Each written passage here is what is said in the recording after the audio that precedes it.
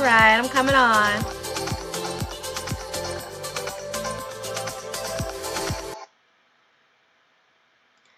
All right, guys. Hey, how you guys doing today? So I'm gonna wait just a little second to see who else joins this. Guaranteed results. So I've been using and promoting rentometer.com for like the last 5 years. And I wanted to share with you guys why I use it, how I like it, but there are a few caveats. I'm going to show you the ones that I can for now, but there's a few more, but just the main ones on how to use it most effectively when you're determining how to find the rents. Now, there are other sources you can use, like rentfacts.com and rent range, but I tend to prefer Rentometer because it's the cheapest, most affordable one, and we've been able to figure out how to tweak it to use it real accurately. So you can do the other ones, but I just like how this is a flat fee. Some of my clients who are really serious get the year long. You can get like month to month, but yeah, so I just wanted to show you guys how I do to use it. So I'm just going to go ahead and start with how I use Rentometer more effectively. Okay. So, okay, say you're in Zillow and, I already sort of had these things and you go Baltimore, Maryland, anything under, I'm just going to do 100,000, right? Now, FYI, when you're searching for rental properties, I honestly don't use Zillow. The Zillow is only useful for me to determine if that's the market, but I use other types of sites to find my actual deals, but this will be good for now. So, just pick one, anything up to 100,000. I did like 150, $50 to $100,000. I would never pay more than that for a rental property, ever, ever, ever. You guys know I like it below 50, but I just wanted to do this. And I chose 4641 Marble Avenue, right? I just chose it. I like the site. And so I just wanted to walk you through really not just using Rentometer and why I like it, but just how to use it effectively as well. So we're like 4641 Marble Avenue. I'll take it and I'll put it in Rentometer. I think your first 5 tries are free. I put it in the search engine. It's 3-bedroom and analyze the address. So this is where the good part comes in. I've used this effectively and I've had 100% results with me using this, with my clients using this. So you just got to listen. So this is the biggest part because if you don't do this right, this is where all new investors get tripped up. So if you look right here, if you just looked at this and went, oh, well, the average within a mile radius is $1,400. That's step number one, because the reality is in the price range that I promote, I promote minority neighborhoods anywhere from $30,000 to $50,000. 100 feet can make a difference, let alone a full mile. A full mile, you can be at Johns Hopkins. A mile away, I was right there in McElderry Street or Monument Street, which had its own issues in Baltimore. And if you looked at the demographic and crime stats, you would see that difference within that. So you cannot, rule number 1, do not just look at this median. If they're telling you that this thing doesn't work, that's because they weren't using it with enough subtlety and enough nuance to do this properly, okay? So you don't want more in my price range. I don't care if you're doing 100, houses that are real expensive. But when you're in the sub 30K or under 50K price range, you definitely want to do max radius 10, 20%. So that helps as well. All right, so that's rule number 1. Rule number 2, and just go a little bit bigger if it doesn't find anything, of course. So you see how I went to 1440 in rents to 1200 median? That is significant in this price range when you're talking about anything block to block. So if you're in a subclass C, D, or whatever you want to call it, and you understand that, you need to understand a mile away is too far away. That can be night and day. And if you go, well, I'm going to buy this house and I'm going to make $1,450 in rent, and it's more like $1,100, you just lost out on $250 that you calculated in your cash flow, and that's the beginning of making mistakes as investors. So you really need to know how block to block your thing is, and then if just that simple tweak right there gets you halfway to goal. We're still not there. Okay, so I put in 4146 marble. You can look at this here. If you were analyzing it, you're like, just basic carpet, nothing special. Stock kitchen counters, Vinyl flooring, cheap vinyl flooring, new, upgraded, but cheap, right? Nothing wrong with that. It's just you need to understand that for comparison. They still have wood paneling down in the basement and den. This random half bath isn't looking that nice, but it's definitely looking functional. So decent enough house. And you're going to need this for the analysis later, right? So you have the house, and so you want to zoom in, and then you start seeing your more accurate income. So that's the biggest part. So if people say they can't use it right, they're just not using it right. So what you need to do is you need to zoom in. And I actually like this one. You want to see what the medium, the low rents, which are green, and the high rents are. I actually like it because these tell you a fuller story of what's going on. So if you zoom in here, you'll see the low rent is $11.30. And FYI, $11.30 for low rent is pretty dang cool for these houses in this price range, even though they are above my price limit of $55K. 3-bedroom, $12.75, right across the street from where we are, and 3-bedroom, $1,500. So this is not going to take too long. It's just to get the gist. Now, what you want to do, now sometimes they're not going to have it. Like here, this has one right across the street that's also 3-bedroom. You can pretty much assume that around 1,200 is where you might be, 1,250 to 1,300. And that's because you have it right here. But if that yellow one wasn't here and it was just this, well, that's when you have to use a little subtlety and discernment. And so that's what we've always done when I worked with my clients. You want to look at this property and just see if you can. You want to see if you can find pictures of something with that property in it. Now, this looks to be like an apartment complex. You can't always find something, but if you can, and you just want to compare apples to apples, just to make sure if you're looking at something that it's in the same condition or shape as the other ones. These actually look much more nicer. So if this is getting $12.75 and you left it at the quality in which you saw it, which is you don't have the bright open kitchen and windows and lighting and just overall aesthetic and look, then you're not necessarily going to get $12.75, and you need to start modifying what your rental might be. This is $12.75, and you should go, hey, my property as is does not have as nice a look, feel, flooring, wall coverage, paint as this one. So I'm not getting $12.75. Maybe I'm getting $11.50 or $11.30, right? And so you really have to do that.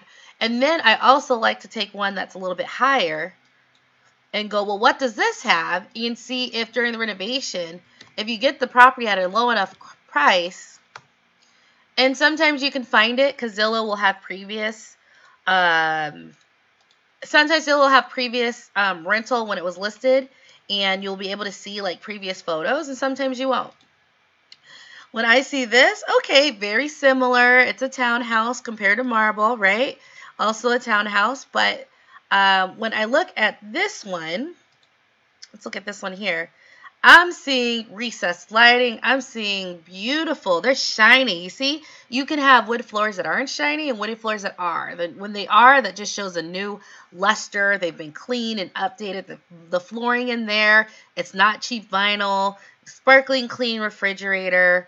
New paint. You can tell it's new paint. Unlike this other one that wasn't, right? It just looks like painted over and a little dingy. Even in the other pictures that were a little bit more well lit, you don't have all that light space, just the small windows. And so this is just a way to compare it. So I know when I'm working with my clients and we're looking, we will go, okay, do we want to pay the money? Do we want to try to reach that? Does our front yard look the same as the front yard here, right? Does this front yard present as nicely as this one, and would it be enough money for us to try to get it to be that? You know what I mean?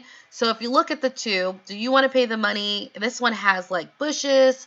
It has a little bit of landscaping. Do you want to pay the extra $100 to $200 to get something like this in and start a tree around your thing? So that's when you start getting a little bit more nuanced and subtle on using that. And then you can start going, well, can I get this without too much of an investment to be a house that looks like $1,550 in rent towards the high end? And so you can look, oh, more recessed lighting to give it more light, nice backyard.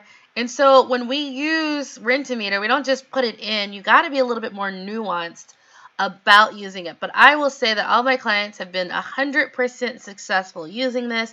There are other ones out there, and I'll do a review on them later. But this has been enough. You just got to have enough subtlety and nuance. And that is what's so lost with cookie cutter advice. You don't get subtlety and nuance on how to make sure it's accurately reflecting what you need to see for what you're trying to go for. And mostly I'm talking about you can't apply the class demographics and rules that you do to an A class neighborhood to a C or D class. You really got to be nuanced and subtle, and that's where you make money, and that's where I try to help people. So if you guys have any questions, uh, so Obscurity87 on YouTube says, any recommendations on sites that you look for rentals, or do you go through real estate agent MLS? I will go through a local brokerage for the lower price deals, and also for sale by owner. And if you guys want, so I'm going to go ahead and I have a link right here. I get a credit if you use it for Rent-A-Meter.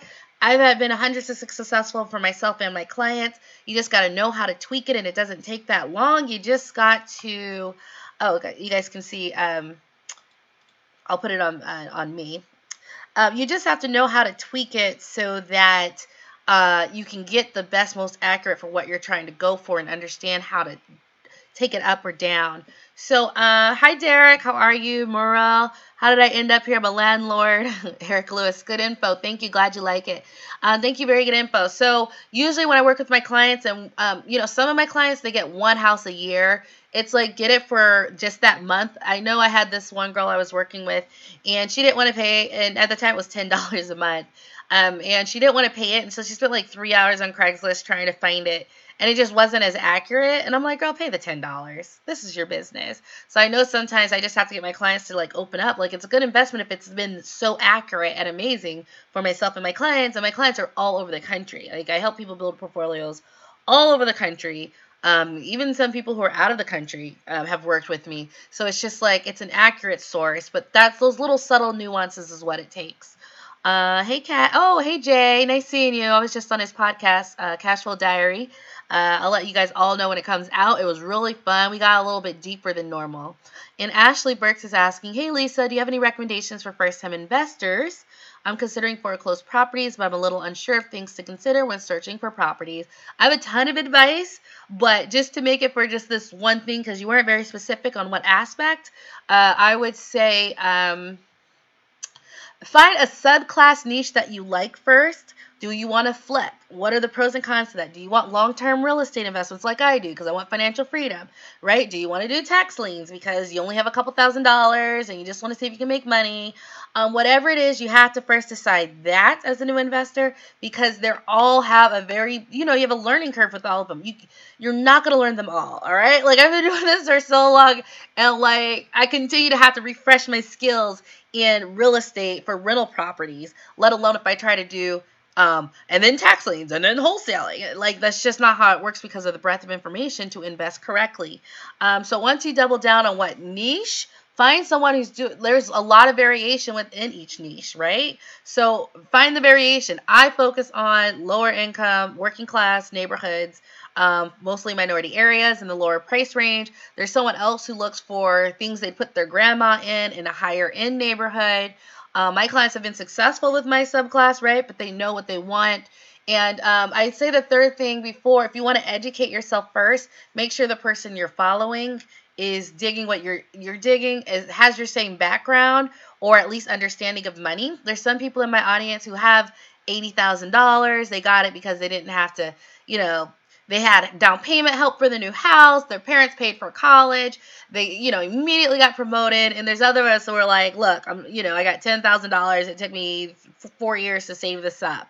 Right. And so when you get advice from me, that some of my audience, it's going to be geared around, well, you don't have money you could just ask friends for. So how do you make this happen? So just make sure whoever is directing you for investing your money, you can relate to how they got their money and how they're trying and what direction they're trying to go. So I meet some people who buy those A-class properties, but it would cost too much, and they don't have 30 years to wait for it to appreciate for retirement. because it's so much of an overhead expense and they don't make that much money. And that advice would be something I wouldn't suggest for someone who's sort of with my same financial background, because we need money a little bit faster and at a lower price range. So if you don't make sure that the person you're getting advice from is in alignment with your pocketbook, your budget, your background, and what your goals are, you can end up, and I get these emails with properties that they're like, Lisa, do I keep it and do I get it away? And that's when I have to go ahead and go, well, let's look and see, in the next 5 to 10 years, how much it'll appreciate, what it's going to be worth then versus how much you're negative or underwater, and if it's worth keeping. But like, that advice just wasn't for her in the first place. I don't have the income, money, or like bank account to just buy a $250,000 property to sit on to only make $200 in cash flow a month. Right? But other people do, because they have $500,000 in the stock market. So they do have money like that to put $40,000 down to make $200 a month, because it's better than the returns on the stock market, right? So you really just need to be discerning that they're talking your language, and a lot of people aren't going to say it. So I need to say it so you understand, and anyone out there. So that is what I would say for any new investor. Make sure they align with your pocketbook if they're telling you with conviction what to do with it. So I'll just look and see if there's any other questions. Hey, Michael on Facebook. No? Okay. So yeah, so I hope that helps. I'm going to jump off. This was just a real quick one. I hope it was helpful. And again, if you guys want Rent-A-Meter, I'll get a credit anytime you guys use this. So if you found this free video valuable, you really liked it, it really helped you, I will just say the reason I'm recommending it is because I've been sending people to Rent-A-Meter for the last 6 years. And it still works, and it's great. And so this can take out, if you tweak it appropriately, it takes out any uncertainty about what you're buying. Obscurity87 is asking, your video is always super helpful. Thank you. When will you be on again? I'm trying to do them twice a week, so maybe Thursday or Friday or Saturday or Sunday. I got a baby, so sometimes I want to come on at 6:30, but baby needs her needs, and I just can't. I'm like tired. I'm tired. It's 8:30. We finally got her to bed, and I had planned on it, but it didn't quite make it. But I'm gonna try to make it twice a week. I try to do it one YouTube live, and then I will do one in my Facebook group, which is the Sub 30K Mastermind group. I'll put a link to it right here. Facebook.com groups/Sub 30K Mastermind group.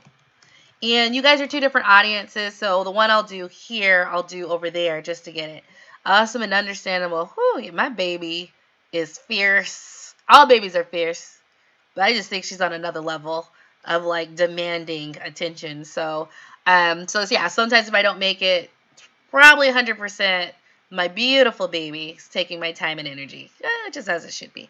So yeah, I hope that was helpful. I'll see you guys later. I'll keep it short because I can be on here forever.